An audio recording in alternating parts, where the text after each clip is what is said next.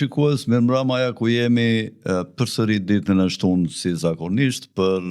të dhënë atë pasqyrën informative të ngjarjeve më të rëndësishme në vend dhe sidomos në botë nga ato që nuk paratuhen në këto mediat e tjera. Gjithmonë dua t'ju kujtoj që para se të filloni të dëgjoni emisionin, mos harroni t'i bëni subscribe kanalit që ne t'ju ndjekim ju dhe jo ju të na ndiqni ne. Njëkohësisht falenderojmë të gjithë sponsorët e emisionit ton për ndihmën që japim për ecjen përpara të këtij podcasti. Kjo javë që kaloi brenda vendit ka pasur si lajm kryesor ato takimet e gjykatës kushtetuese ku qeveria ka bërë një kërkesë për të anulluar vendimin e gjykatës së posaçme që pezullon nga detyra zëvendës kryeministren Balluku.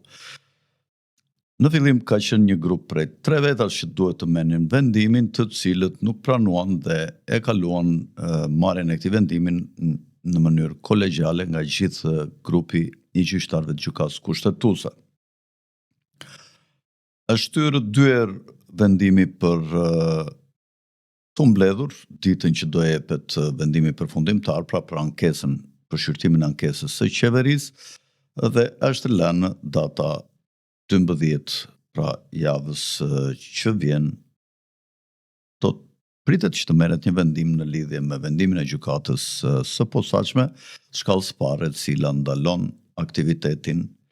në detyrë të zonjës Balluku, e cila është thirrur nga SPAK-u dhe këtë kërkesë e ka bërë prokurori i SPAK-ut pranë gjykatës së posaçme, e cila ka parë të arsyeshme duke dhënë disa arsye të veta, duke arsyetuar pse ajo kishte marrë këtë vendim. Njëkohësisht një ngjarje e rëndësishme ndërkombëtare ishte takimi midis dy të dërguarve special të presidentit Trump për bisedimet e paqes në lidhje me luftën në Ukrainë në Moskë, Steve Witkoff dhe Jared Kushner dhe ëndri i Trumpit. Por menjëherë sapo ata do të mblidheshin, ka qenë një deklaratë bombë që mund të quhet, që paralizoi veprimet e mëtejshme të bisedimeve midis të dy palëve nga admirali Giuseppe Covo Dragone, i cili është ushtaraku më i lartë i NATO-s. Në një intervistë që i dha Financial Times, ai deklaroi se NATO po shqyrtonte rritjen e përgjigjes ndaj luftës hibride nga Moska dhe se një sulm parandalues mund të konsiderohej nga NATO-ja si një veprim mbrojtës. Kjo bëri që të pezulloheshin veprimet dhe duket qartë që Evropa nuk pranon paqen që ka propozuar presidenti Trump dhe njerëzit e tij, e cila në fillim ishte me 29 pika dhe pas ndërhyrjes së Zelenskit dhe bisedimeve që u mbajtën paraprakisht në Gjenev, por dhe në Shtetet e Bashkuara, në Mar-a-Lago, midis përfaqësuesve të veçantë qoftë nga Putini, qoftë nga Ukraina, me dy përfaqësues të presidentit Trump, por dhe me sekretarin e shtetit Michael Rubio, u konkludua nga 29 pika në 20 pika, por që përsëri shtetet evropiane nuk janë dakord me këto pika të cilat kërkon të realizojë paqen Shtetet e Bashkuara të Amerikës, duke i quajtur një paqe të turpshme dhe duke mos pranuar që t'i jepen Rusisë zonat e Donbasit. Shtetet e Bashkuara mendojnë se dezintegrimi i Rusisë ose ajo që kërkon të bëjë Evropa dhe elita botërore do të shkaktonte probleme të mëdha në ekuilibrat e mëtejshëm të politikës botërore dhe këtë dezintegrim Shtetet e Bashkuara dhe presidenti Trump po përpiqen ta ndalojnë. Mirë, vazhdojmë me një lajm tjetër. Në Londër, në Westminster, Downing Street 10, janë bërë protestat të mëdha nga fermerët, të cilët nuk dëgjohen në lidhje me tërheqjen e një takse kundër fermerëve në buxhetin e shtetit që në buxhetin e qeverisë që u shqyrtua këtë javë në Londër. Protestuesit kërkonin të bënin në mënyrë të organizuar një protestë, por që në minutat e fundit policia e Scotland Yardit ja u anulloi dhe ata vendosën që të bënin një protestë tjetër me forcë, duke hyrë me 10.000 traktorë dhe duke rrethuar gjithë sheshet kryesore ku zhvillon aktivitetin qeveria në Londër, duke mos pyetur për lejen dhe duke i bërë presion qeverisë. Duket se zonat rurale nuk po pyeten shumë nga qeveria qendrore e Londrës, dhe sidomos fermerët, dhe kjo ka bërë, ja mund të shikoni dhe fotot e traktorëve të cilët kanë marrë pjesë në protestën e tyre kundër qeverisë. Në një lajm tjetër i rëndësishëm është se në Shtetet e Bashkuara ka filluar shkarkimi dhe shkatrimi asaj që quhet CDC, që në fakt është Center for Disease Control, pra qendra për kontrollin e sëmundjeve, e cila ka luajtur një rol të madh së bashku me Pfizerin për çuarjen e njerëzve drejt vaksinave. U shkarkua në fillim drejtoresha e CDC Susan Monores dhe u shemb në fakt gjithë qendra për kontrollin e sëmundjeve. Të gjithë zyrtarët e kartelit farmaceutik u larguan. Robert Kennedy dora dorës ka urdhëruar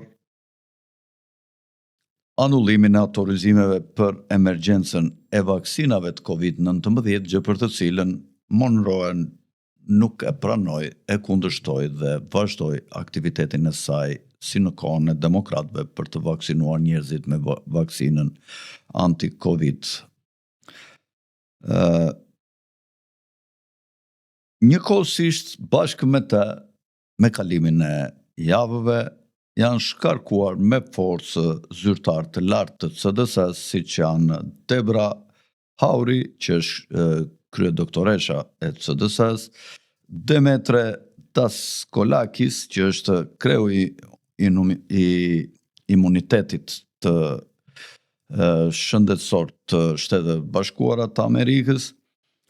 Daniel Jernigan, që është drejtor i sëmundjeve zoonotike, dhe këta të pazgjedhur punonin për agjendën e depopullimit, duke kanalizuar miliarda dollar për Pfizerin. Shtypi në fakt i majt e quajti këtë një strukturim të CDC-s, por në fakt ky ishte një shkarkim i fortë dhe i ashpër. Trumpi e ka lëshuar si një çekiç Robert Kennedyn,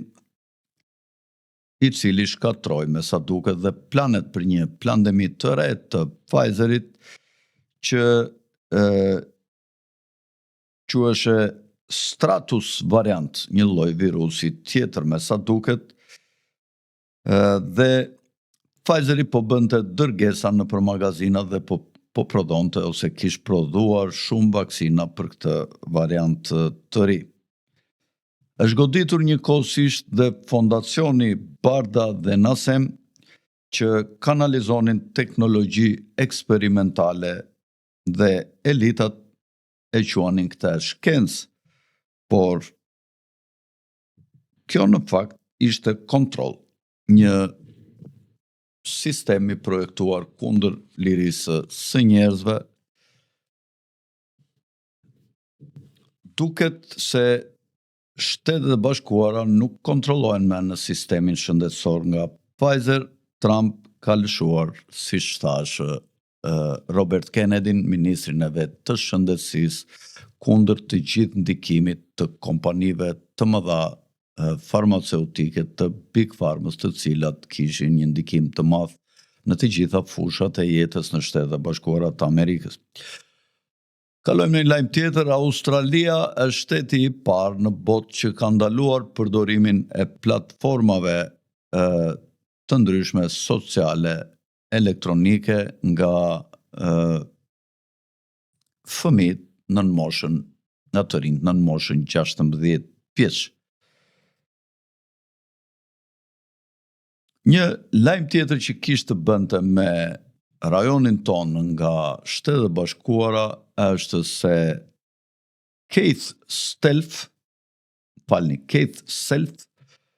kryetari në Komitetit të Punëve të Jashtme për Evropën në Kongresin e Shtetet e Bashkuara theksoi se Greqia dhe Serbia po minojnë në stabilitetin rajonal. Serbia në ndikimin dhe stërvitjen e Moskës po përpiqet të ndalojë futjen e Kosovës dhe të Bosnjës në strukturat më të gjera ndërkombëtare. Ai theksoi se nuk na prish punë nëse Kosovën nuk e njohin në ndikimin e Rusisë, Serbisë, Kinës dhe miqve të tyre. Shtetet të tjera mjafton që Kosovën ta fusim në NATO dhe gjithë rajoni do stabilizohet. Ai theksoi se Kosova është hallka me dobët e rajonit. Njëkohësisht Keith Self foli dhe për drejtësinë në Shqipëri, ku theksoi se pas 10 vjetësh drejtësi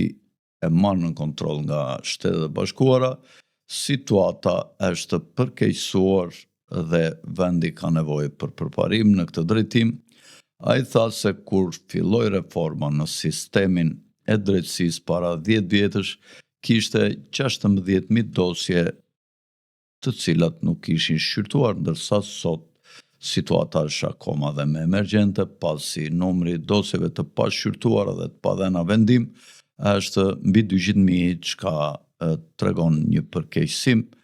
të pushtetit të drejtësisë dhe ndikimit të tij në vend, pavarësisht një pune të madhe që po bën maja e sistemit të ri drejtësisë, paku në luftën kundër krimit organizuar dhe korrupsionit në nivelet politike. Tanë,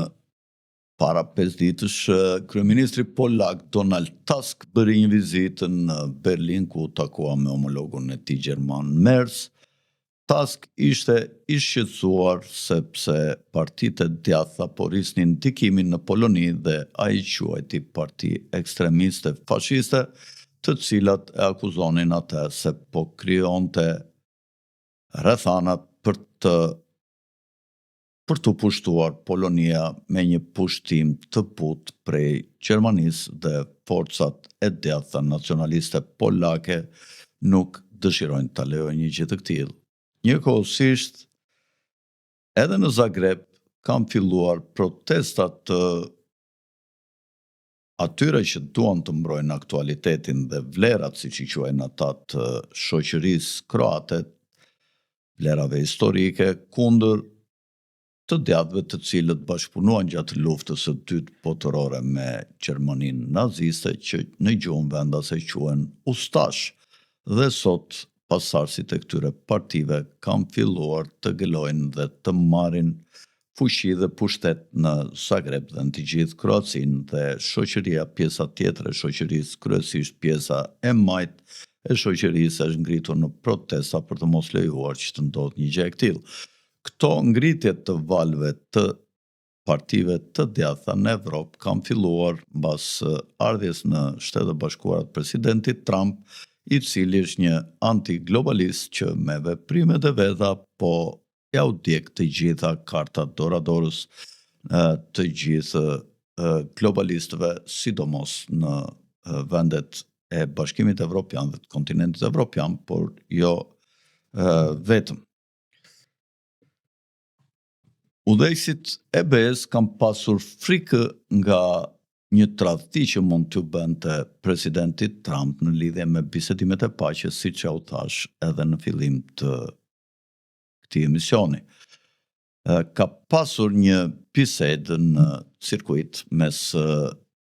disa drejtuesve kryesor të Bashkimit Evropian, një bisedë me telefon e iniciuar nga presidenti francez Emmanuel Macron, i cili bisedoi me kancelarin Merz në Gjermani, por edhe me udhëheqës të tjerë si Alexander Stubb, i cili është presidenti Finlandës, dhe me Ursula von der Leyen, ku ata kanë theksuar nevojën për të qëndruar në unitet kundër të gjitha çështjeve që mund të diskutoheshin dhe vendoseshin gjatë bisedimeve në negociatat e paqes për luftën në Ukrainë, në kundërshtim me interesat e Bashkimit Evropian. Mirë, vazhdojmë me një lajm tjetër. Në Shtetet e Bashkuara përfundoi hetimi kundër asaj që quhet Signal Gate në Pentagon, Signal Gate në Pentagon, ku i akuzuar ishte sekretari i luftës, quhet tash, i mbrojtjes, Pete Hegseth, i cili gjatë kohës kur Shtetet e Bashkuara sulmuan forcat ushtarake të Yemenit, kishte dhënë disa udhëzime nëpërmjet platformës Sinjal, të cilat ishin kapur nga shtypi dhe media, dhe kjo i quajt një aktivitet ose një veprim jo profesional i sekretarit të mbrojtjes. Nga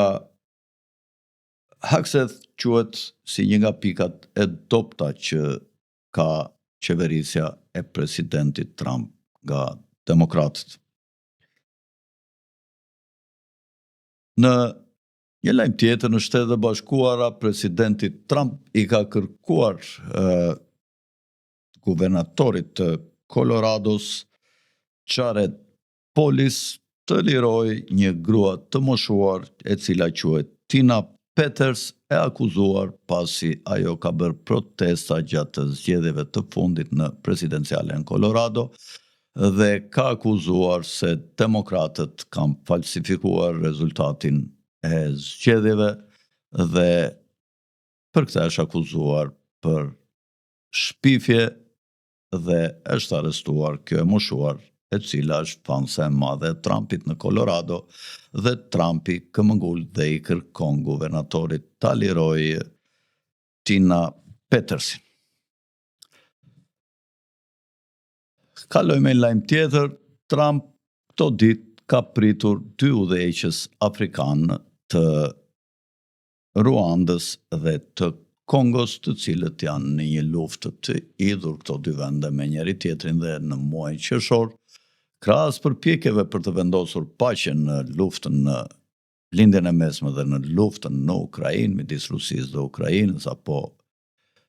luftën me proxy war që bënte perëndimi në kohën që ishte edhe Bideni kundër Rusisë nga gjithë perëndimi, presidenti Trump ka bërë dhe një marrëveshje tjetër paqe që pak e din midis Kongos dhe Ruandës në muajin qershor, pak muaj pasi erdhi në pushtet, duke caktuar njerëzit e vet, të cilët negociuan dhe arritën të firmosin një memorandum mes 3 palëve, ku Shtetet e Bashkuara ishin garanti për mbrojtjen dhe funksionimin e këtij memorandumi. Por një grup i mbështetur nga Ruanda, i quajtur luftarak, një grup luftarak i quajtur Me-23, ka pushtuar disa qytete përtej vijës së përcaktuar të kufirit në lindje të Kongos, çka ka ngjallur shqetësime në Shtetet e Bashkuara dhe në gjithë opinionin afrikan, që merren me politikë dhe me gjeopolitikë, për një rifillim të veprimeve luftarake, dhe presidenti Trump për ta ndalur këtë ka thirrur 2 presidentët e këtyre vendeve për të rigarantuar edhe njerë që do të zbatonin marrëveshjen e paqes që kanë firmosur në muajin qershor. Vazhdojmë me një lajm tjetër. Ish zëdhënësja deri në vitin 2021 e Zelenskit, presidentit Zelenski, Julia Mendel, ka folur se është shqetësuar në lidhje me sigurinë e jetës së saj, pasi ajo ka dhënë disa deklarata kundër drejtorit zyrës së shtypit të presidentit Zelenski, ish drejtori i zyrës së shtypit, dhe ky ishte Andrei Yermak, një njeri shumë i fuqishëm siç e quan Mendel ose krau i djathtë i Zelenskit, i cili u akuzua për korupcion dhe javën e fundit ju kontrollua banesa nga një operacion prej perëndimorëve i quajtur Midas dhe për të cilin operacion Andrej Jermak deklaroi se nuk është i gjendur asnjë gjë komprometuese kundër tij, por sidoqoftë ai shkarkuar nga detyra dhe Julia Mendel deklaron se ky përsëri vazhdon t'i ketë duart shumë të gjata dhe ka shumë ndikim në Kiev, në politikën e qeverisë ukrainase dhe ka shumë njerëz të errët të cilët i qëndrojnë nga mbrapa shpine për të koordinuar veprimet dhe për të marrë urdhra prej tij dhe ajo thotë çdo sekond që marr frymë jam e lumtur pasi e ndje veten shumë të kërcënuar. Mirë, dhe një lajm të fundit para se ta mbyllim, ish shefi i spionazhit të Venezuelës Hugo Carvajal ka deklaruar nga burgu ku ndodhet prej 7 apo 8 vjetësh, qysh nga viti 2017, kur la detyrën si drejtor i spionazhit venezuelian, i cili u kishte shërbyer të dy presidentëve dhe Chavezit edhe presidentit aktual Maduro, u akuzua nga Shtetet e Bashkuara për veprime të kundralishme gjatë aktivitetit të vet si drejtori i spionazhit dhe Carvajal u paraqit vet në Shtetet e Bashkuara u dorëzua duke thënë që nuk kam frikë se nuk kam bërë asnjë gjë kundër Shteteve të Bashkuara dhe kundër paqes botërore. Mirëpo, u gjend fajtor dhe u dënua dhe ai tash ka bërë një letër presidentit Trump ku i shkruan se të gjitha pretendimet e tij për pjesëmarrjen e qeverisë Maduro në veprimet jashtëligjshme me bandat e drogës në Venezuelë për të bërë transport klandestin droge në Shtetet e Bashkuara janë të gjitha të vërteta dhe të sakta. Me këtë lajm mendojmë ta mbyllim për sot nga disa nga lajmet më të rëndësishme të cilat ne i kishim përzgjedhur. Nga unë, Alfred Sako, natën e mirë, miru pafshim një fundjavë të këndshme dhe miru takofshim ditën e hënë ku do të jemi përsëri bashkë. Natën e mirë.